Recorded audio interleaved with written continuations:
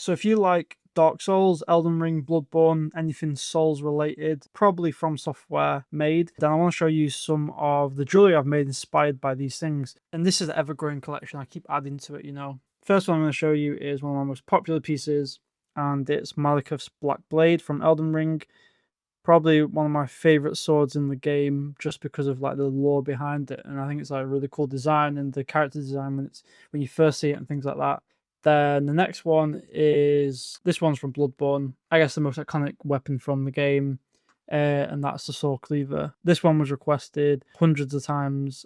Then the next one, and it's the Forge of the Giants, which is once you've killed the fire giant, you go on the forge and burn the Erd tree or whatever. So that's a pretty iconic moment in the game. Then the next one is probably the most popular weapon in the game, I would say, and it's a Blasphemous Blade. This was one of the first pieces I made from Elden Ring, or it was the first piece from Elden Ring that I made, and I was very proud of it at the time. And then the last one is also a pretty recent release, and this is actually pretty cool. I think it's a cool concept for a pendant, a bit different to the things that I've seen from other people, but it's a dungeon entrance pendant, and it's quite small.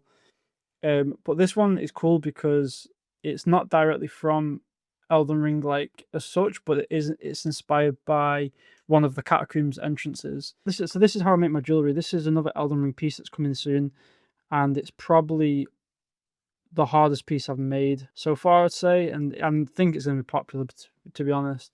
But it's Alexander. I'll try and get a better image for the video, but it's a tiny Alexander, and that was like really difficult to make. But yeah, that's all the pieces I've made so far from sort of the Souls series. So you can find these pieces on my website, aestas.UK.